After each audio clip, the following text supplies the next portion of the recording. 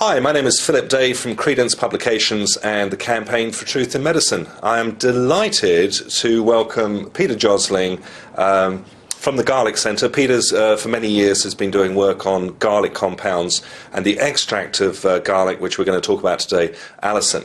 Welcome, Peter, and thank you for flogging through the gale and getting here.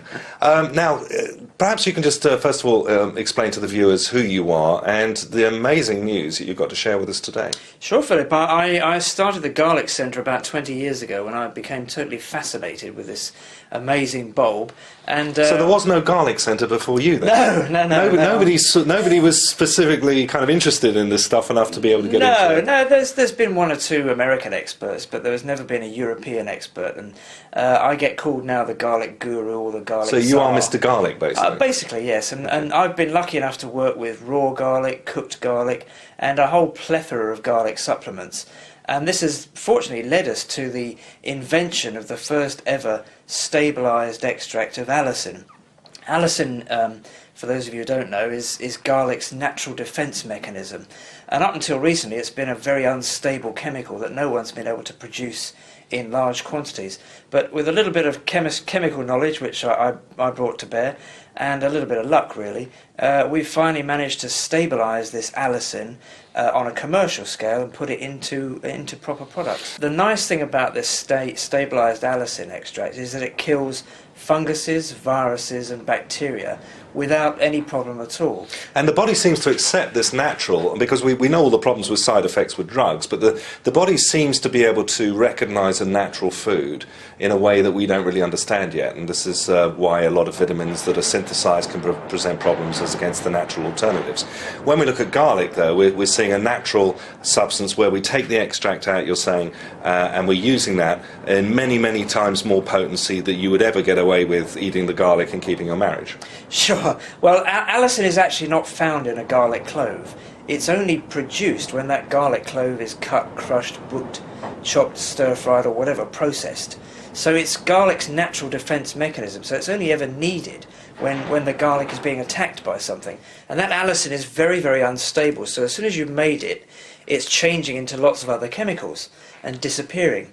Now, what we've been involved with in the last 6 or 7 years is a process whereby we can actually capture this allicin, stabilise it by diluting it with ordinary water, and that means we end up with an extract of real allicin that has the most... That doesn't decay. Exactly, and it has the most amazing biological properties, which we've been researching over the past 6 or 7 years. Does it stink as badly as it does? I mean, if you chew a clove of real garlic, I'll probably lose my voice in a minute, so it's a bit dangerous, but...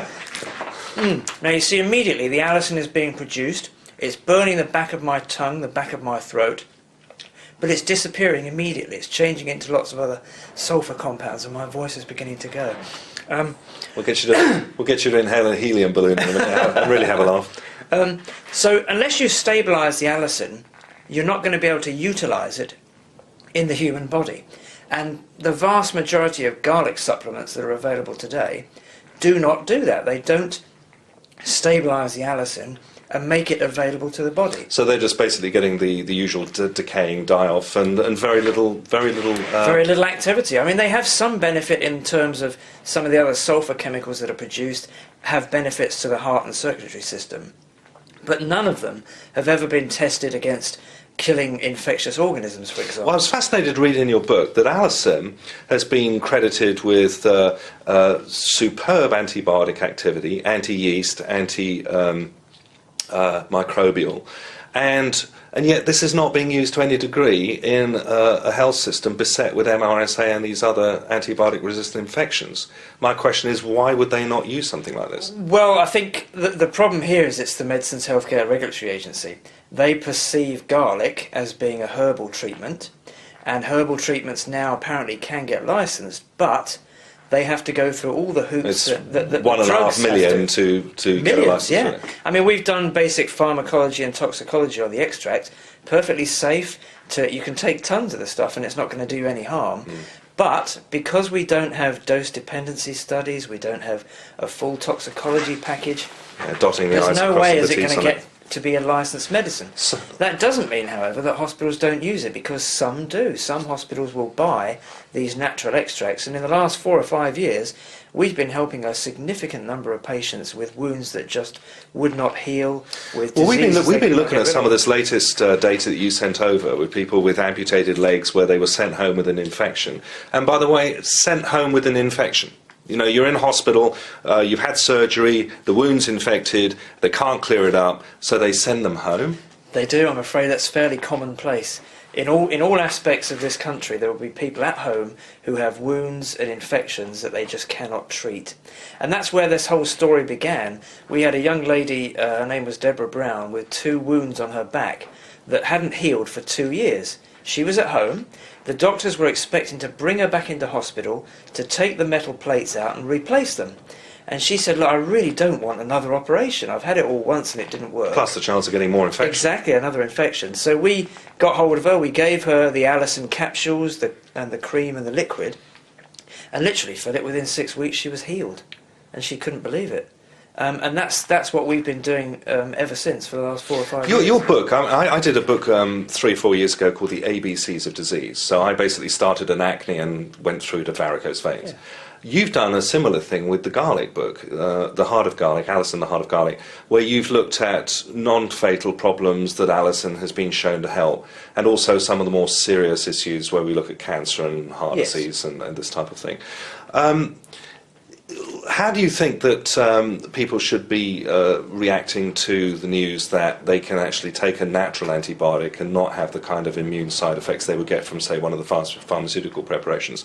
You think you feel pretty strongly that people should really start to... I can't see why you wouldn't want to take a natural extract, especially if it's a natural antibiotic, because A, it's not going to wreck your immune system, and B, it's not going to destroy any of the friendly bacteria that your body needs to be able to absorb the food and the nutrients from the food that you're imbibing. I mean, I was fascinated to read, for instance, about toenail fungus and about various types of, warts. And, well, like you say, you can go from head to toe, because all of those conditions, from head lice to warts to acne to psoriasis to eczema, all of them are complicated by infection, by bacterial infection. They cause a secondary infection, which means the condition doesn't heal.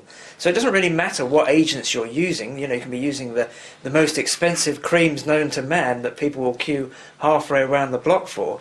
If it doesn't kill out the infection, the invasive organism, there's no way you're going to help your acne or your eczema. So you were also telling me in the break that you've done a double-blind control study on ALLICIN's ability to be able to shorten colds. Obviously, there's an amazing preventative here as well, isn't there? Absolutely. I mean, to be honest, this is the first time a double-blind placebo-controlled study has been done on a garlic extract. That might sound surprising, bearing in mind that garlic's been used for preventing colds for many, many years. Well, nobody can make any money out of it. So. Well, no one had actually ever done any proper science on it until we did this study about 4 years ago now. And we took 140 people. Half of them had just 1 capsule a day of the ALLICIN product, and the other half had a placebo. The number of colds in each group was reduced by more than 50% in the ALLICIN group. The symptoms were got rid of, so that's coughing. So let me get this straight. These are people who have already got colds. They've got the scratchy feeling. No, it's coming on. No. These are people who are picked from all over the UK, and they took the product for 3 months during the winter period. Right. They didn't have any colds to start off with, but we wanted to see whether the incidence of colds would be different in the active and the placebo group. So it didn't stop everybody from getting a cold. I think that's an important thing to say. But even those who got a cold whilst taking the ALLICIN product, they recovered from the symptoms of those colds, like coughing and sneezing and headache and runny nose, within a day. 1 day, whereas in the placebo, on average, it took 5 days to recover. So that is a magnificently significant difference, and it was statistically significant. And the other factor that came out of the study was that a lot of people on the placebo, the dummy, they actually got more than 1 cold during that 3-month period, whereas in the ALLICIN group, I think it was only 2 people got more than 1 cold. The difference was, again, very statistically significant. So this stuff not only can prevent colds from happening in the first place, it can get rid of the symptoms if you're unlucky enough to suffer a cold, and it prevents you from getting another cold. This has got some pretty profound implications also when you start looking at cholesterol and heart disease and stroke. Tell us what you found about that. Well, in my book we cover all aspects of what allicin can do for human health, and the heart and circulatory system is a main area, obviously. We know that allicin is a very mild HMG-CoA reductase inhibitor. In other words, it's a natural statin. Okay, it works in the same way, but obviously it doesn't have the opportunity to cause side effects because the body recognises it as being a natural extract and not some sort of chemical that's trying to affect a body system. So we would expect significant reductions in cholesterol and blood pressure. We've recently put allicin together with beta-cytosterol, which is used in all of the spreads and the yogurts, and we have now a first-class lipid-lowering natural extract. And believe you me, Philip, it works extremely well. So also tell me about the work you've done with allicin and cancer. Well, there's been a lot of work done on garlic and cancer for many, many years, and in fact in America it's seen as an anti-cancer food for sure.